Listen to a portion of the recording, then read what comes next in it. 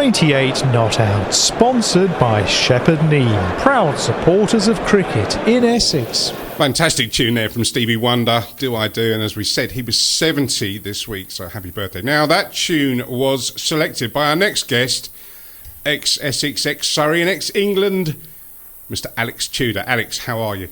Hi, evening guys, how are we? Yeah, we're all very well, Alex. How are you coping with the lockdown? Yeah, not too bad. Kids drive me a little mad, but they're doing all right, because obviously it's hard for them as well. I mean, their homeschooling's been going okay, but, you know, I've got a 5, 7-year-old, got an older daughter. Right. She lives with her mum in London. So I've got my 7 and 5-year-old with me, and they just bicker every day, without fail. Bicker. Like, they love each other, they like playing, but then you turn your back for a slight second, or they're playing upstairs, and it goes quiet, or you can hear the noise. I'm just like, oh, just give me a day off. But generally, they've been really good, because as I say, you know, it's hard for them as well. You know, they don't quite understand why they can't go and see their friends, and why can't he come round and she come round. You know, why can't, you know, we go on the apparatus at the park and that type of thing. So you're trying to think of load of things to do. Is sometimes you wake up, it's Groundhog Day. Yeah. You know, we go out, we walk the dog, we come back, we do some homeschooling, they have a break, then they have lunch, and it's just all a bit crazy. But they've done all right, to be fair. And one thing I suppose I've been able to do is just keep up my fitness. My wife, that's what me and Brett have been doing. Yeah. Hey? We've been doing our fitness. Have you? With what though? Drinking? Yeah, What? well, let's just say we're probably the anchor leg of the tug of war team, me and Darren. Now listen, you've got a tough act to follow. We've just had Monty Panazar on.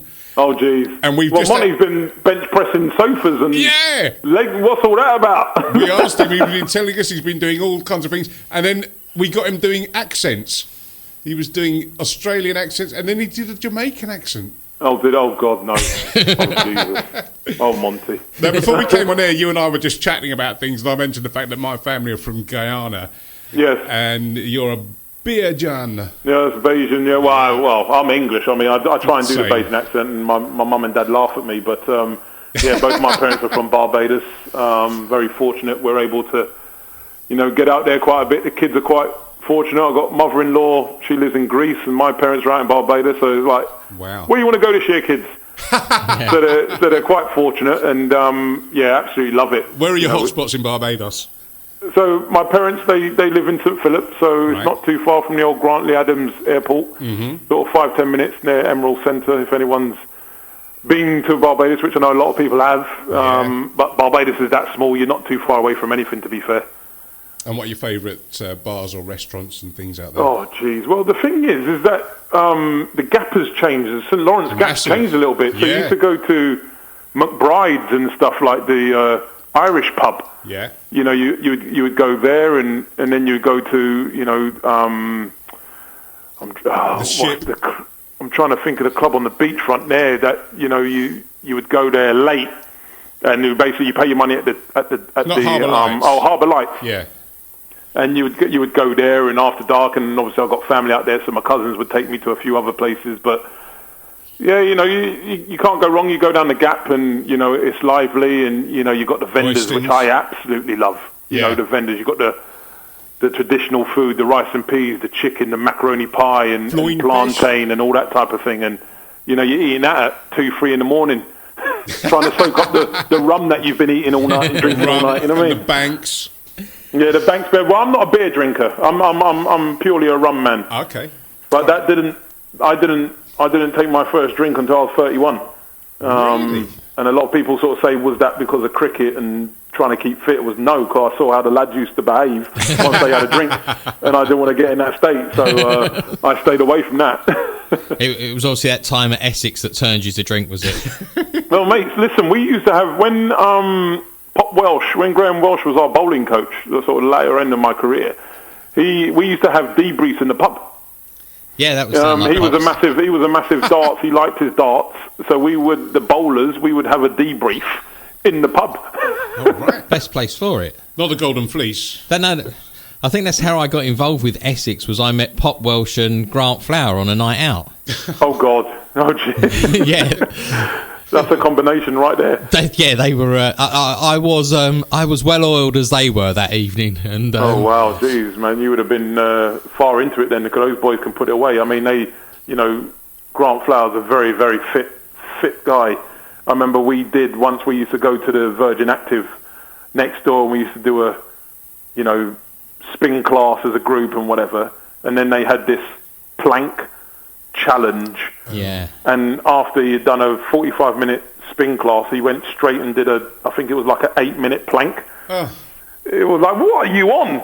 He was fit as a fiddle, lean, but he could also, put it away at night, with a drink and stuff, and he'd just have nothing on him. But I suppose he used to do that to amuse himself, but then beast himself in the morning. I was the idiot that sponsored him a drink for every run he scored in the last season of his career. Yeah, he got 1,000 odd runs, didn't he? He's 720. 721. The boys enjoyed themselves that year. Well, actually, I'll tell you what. There was one year where, and I know you've had him on, Mark Butcher. Yeah. Good friend, good colleague, great guy. And one year he was sponsored by OCS. Oh, right. And they sponsored him £4 a run. All right? He got 1,300 runs that year. I'll leave the mathematicians to do the quick math and find out what his check was at the end of that year. But it was, I think, it was just before he sort of broke into that England team. So he sort of got in 97, 98. So sort of 96 season, he got a truckload of runs, and they came in with his check for a lot of money. Probably bought him a nice guitar, no, Mark? Yeah. He doesn't drink or smoke anyway, so he wouldn't have done anything else. Now, talking of England, I've just been doing a bit of research, and I'm surprised. Now, I well remember you playing and some of the moments, but the stats tell me that you played just 10 tests and only 3 ODIs. Yeah, that's right. But... India's, what was I saying? Sorry, injuries. Yeah. Just so sort of between 98, 2002 is when I played, so that's what, a 4-year period, of which I only played 10 test matches, but I was ravaged by injury. Injury just was not my friend. It wasn't like the little injuries that keep you away for 2-3 weeks. They were pretty much a lot of months and years, and sometimes a year and a half I was out for, so it just curtailed my career really, and that's, as I look back, that's most probably the one frustration I do have is, if I wasn't injured, how many games would I have been able to play and what would I have been able to do? Yeah. Is always one that I sort of, it irks me a little bit thinking, but it is what it is, and you can't control that. And as I said, at different times, if you were playing now and had those injuries, would there have been treatments or operations or whatever else? Well, I think I'd have been looked after better. That is for sure, because whether it be you've got a central contract and that, and you don't play the amount of games now that we used to. So obviously, you would play for England, and then you'd go back and play for your county straight away, where now it's, if you've had a hard session of bowling in a test match, well, you're not going to play because you're under central contract, and they'll be like, your counties basically don't see you. You're only bowling for England, or obviously if you're coming through injury or, a bit of loss of form and they need you to bowl some overs, then they may say, you're right, you can go and bowl, but that's all controlled, where back in the day, it wasn't. It was, if a test match finishes early or it goes to a duration, you might have a NatWest game, 60 overs, so it's 120 overs, the next day, and that might be, miles away from where the game was previously. So, you've got to factor in the travel, you're driving. It's not like you've got drivers and a coach and stuff. You have to drive yourself. So it's all that stuff that just, I suppose, hurt the body, and when you were calling upon it, it was just breaking down on me. Alex, how do the injuries affect you now? Because obviously we hear a lot of older sports they talk about injuries curtailing careers and that. How does it then affect you further on in life? Is it now something that's fully cleared up, or is it something you have to manage in your daily lifestyle time now? No, especially with my knees. So I do a lot of spin, like so I'm on this Peloton bike pretty much every other day or every day, doing it, and that tends to help with my knees. It builds up the muscle around your knee areas and your quads and all that type of thing. So that helps me massively. But no, listen, if it's a cold morning or I've driven for anything less than anything more than half hour or so, and I get out of the car you would think I'm 60 plus years old. It takes a while for my legs to, not a long way, but a long time, but, my muscles need to warm up. That's why I like being in the hot weather. The cold doesn't serve my knees very well. So it takes a while for them to warm up, but once they're warm, I'm fine. But, I have to maintain it. If I've had a heavy session, you've got to drop the ice on that because, sometimes you get swelling. But, I know how to handle that now. I know I have to do certain things. I need to keep myself fit, do my stretching, do my exercises. And, I don't want to be, I see some of the guys I played with and stuff, and, it looks like, sport has really, take a pounding on their bodies, and they're really struggling. A lot of guys, older guys, they've got knee replacements and all this type of thing, and walking really badly. I've been, quite fortunate. I've been able to keep myself quite active, and I'm a coach. I coach at a school and stuff like that. So you join in with the training and that type of thing just to keep your fitness up. Let's just pick out a couple of highlights from your career. Let's pick out a couple of positive. Sorry, what's things. that? Let's talk about some highlights from your career. So on debut at Perth, when you probably weren't expecting to play, where you were sort of there, and then all of a sudden in you go, 1998, and 4 wickets. Yeah, that was crazy because I was really surprised. So Andrew Caddick always has a bit of a laugh, or a little bit of a laugh with me when we play these PCA Masters games now together, and he sort of says, "Choose, you took my spot on that tour of 98, 99. He had got 100 wickets that year, that season, and didn't go. I said, Caddy, it wasn't me, mate. I said I was the young bowler sort of going for work experience. Yeah. It wasn't a senior bowling position that I took. So I said, you have to take that out with Alex Tudor, mate. He's captain, and David Lloyd, who was coach. So it had nothing to do with me, fella. So he has a bit of a joke with that. But yeah, it was a bit surreal because all of a sudden I was playing with lads who I watched on TV as a young lad. Goffey was on fire that tour, your wasn't Graham he? Hicks, your Stewart, your Forbes.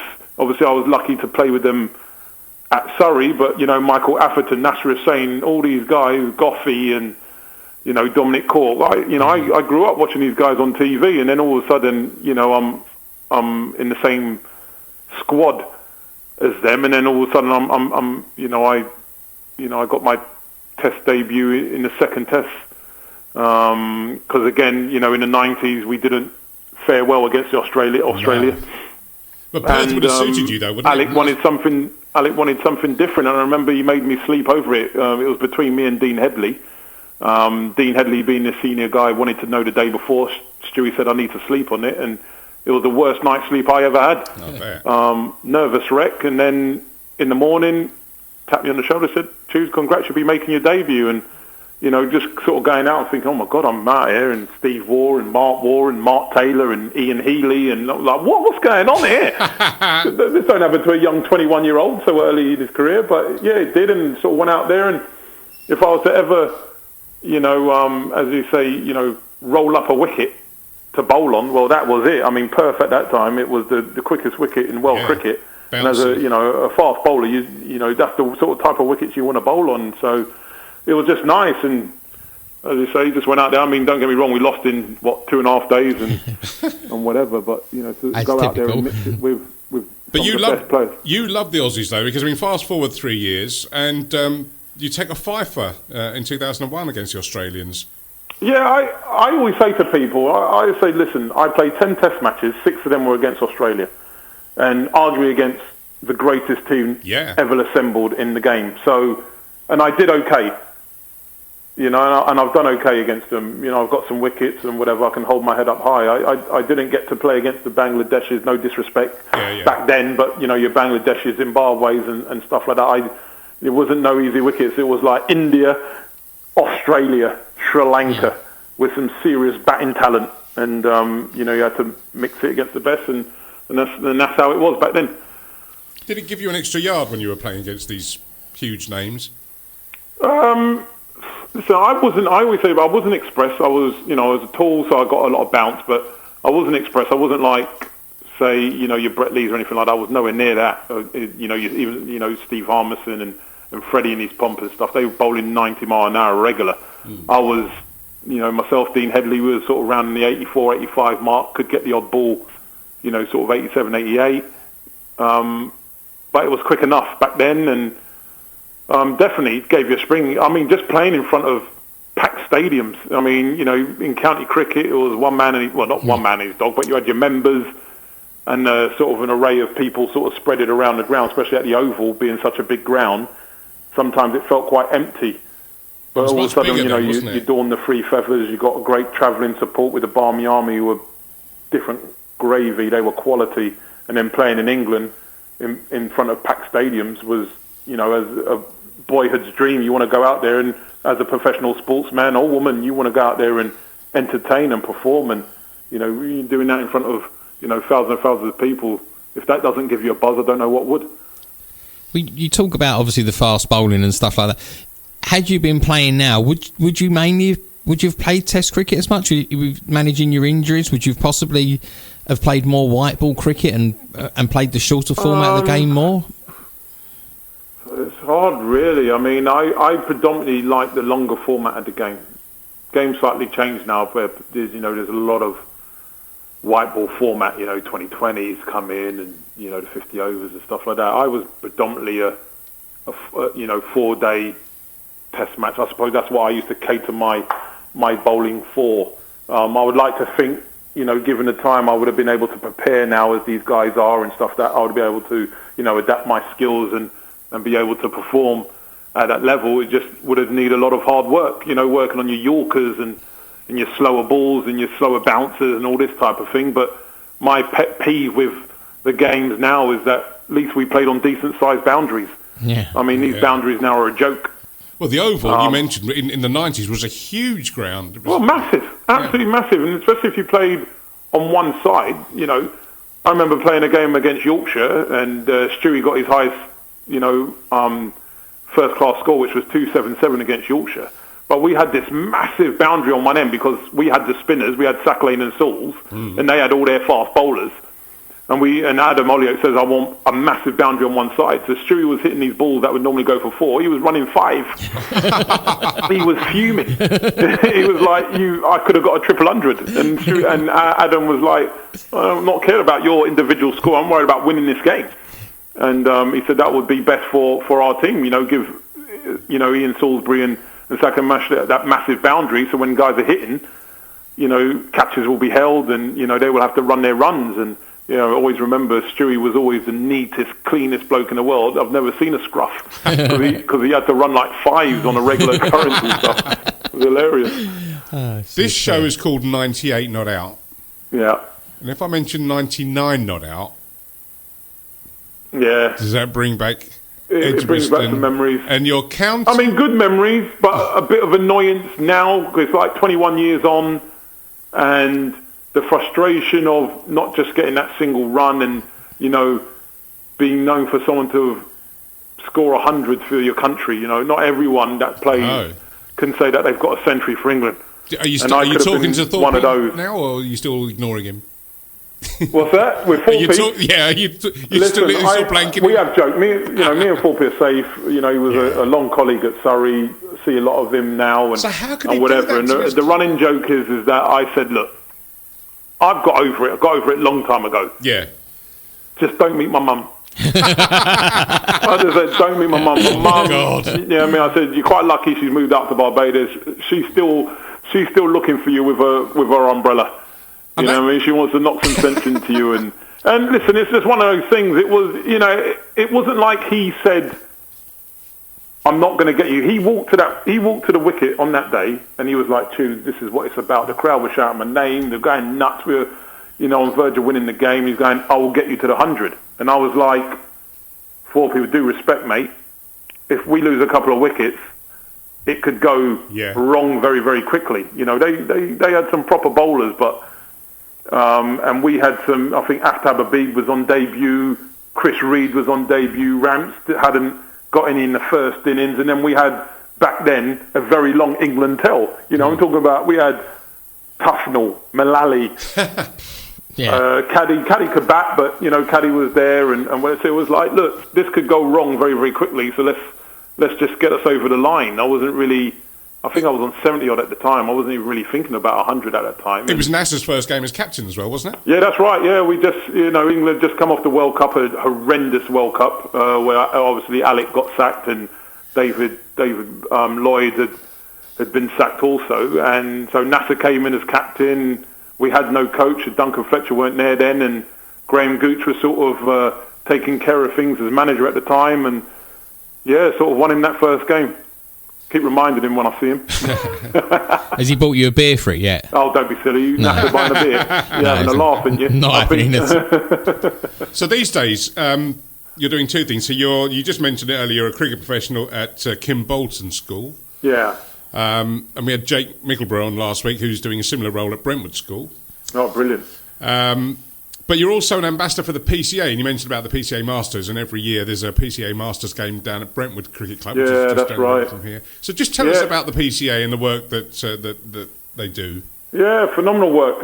PCA has been absolutely fantastic through my career. I mean, I had a good friend, ex-teammate, Jason Ratcliffe, working for them for years and years, and he was deputy chief exec. And when I came out the game in 2009, he was like, "Tudes, this is for you. We would like you to be an ambassador to play in these games." And I was like, "Yeah, fine." And back then I was in the change room with like people like Matthew Maynard, Graham Hick, Ramps. Obviously Ramps was still playing first class cricket, but Phil De Freitas, John Embry, Dev, all these guys were playing. It was like kid in a candy store for me because the stories and everything like that. And the PCA has been fantastic. Over the years they've just got bigger and bigger as in regards of these. The lads have got somewhere, if they're struggling, if they want to, think about a career outside of the game now, the PCA put on courses, put them in touch with people that they need to be in touch with. It's just fantastic, and they cover everything, cover absolutely everything. So, to be made captain, which I was a couple of years ago, was a great honour, and to get to boss around a few of the lads, it was great fun, Hoggy and Ramps and all these guys. Yeah, Ramps, just go down a fine leg, will you, champ? It's great fun, and, it's only, I suppose that's the only sport where that sort of thing can happen, where, you play with your people you admire and stuff like that, and all of a sudden you're bossing them about. I mean, you say bossing them about, we have a bit of a laugh, but, we're able to go, as you say, to Brentwood, and we go Bromley and all these other clubs, and we try and raise as much money as they can on that day. And it turns out a lot of people turn up, and they as you said, they get to meet Hoggy and Harmy and Simon Jones and these Ashes winners, and Monty, see Corky and Dominic Cork and De Freitas and people like that from yesteryear. And yeah, it's good fun. It was a bit competitive sometimes a little bit too much competitive, because lads really want to try and stick it on us, and we're like, listen, if we were still good, we'd be still playing. We're a little bit older. They'd be running twos and threes to us and stuff. So it can rub the lads up the wrong way a couple of times. But generally, it's all played in great nature, and we have a lot of fun. And as you say, just try and raise a lot of money for these clubs to extend the great work that they already do, if it be their clubhouse or they need new nets or equipment for their club or for their colts. Yeah, that's what they use for. So it's really good, and it's a shame at the moment with everything that's going, because a few clubs had that's not going to be happening, but hopefully we'll be able to do that next year for them. Yeah. We'll get round to try and see the people that we haven't seen, and as you say, bring the England PCA Masters to them, and just have some fun and raise some money. And they are a bunch of big characters as well, as you say, and the stories, and there's a little bit of after the game, there's a bit of a couple of drinks and dinner and whatever else, and a chance to hang out with these guys, and it's really amusing, isn't it? Yeah, that's right. Yeah, the guys, they sort of hang around and try and have a drink. As you say, people just want to hear the stories. So sometimes, generally during a lunch, we each ambassador will sit on someone's table, the sponsor's table and stuff, and as you say, people just want to hear the stories, who was a pain in the bum, who's the best player you've played against, bowled against, best batsman you've faced, and all this sort of bowler you face, and stuff, and they just want to hear the stories, and that's what we try to do, and then during the lunchtime, Corky might be the MC. He will go up and interview a couple of the lads and just give them a little bit of an insight of the careers that they've had and the stories that they've got. And yeah, it's quite enjoyable. Some of the lads are very funny, some ain't, but it's all good. Alex, we are short on time, but we'll have to get you back for some more of these stories, and please stay in touch and let us know what the PCA are doing, and we will spread the word across our social media. I appreciate that very much. Once lockdown is finished, we can have a proper get together, and we can hear some of the stories in the flesh. Maybe you can visit us. Yeah, no problem, mate. Thanks for having me. No problem, Alex. Thank you very much indeed. All right, you take care. Stay safe. Take care. Thank you. Take care, guys. Bye.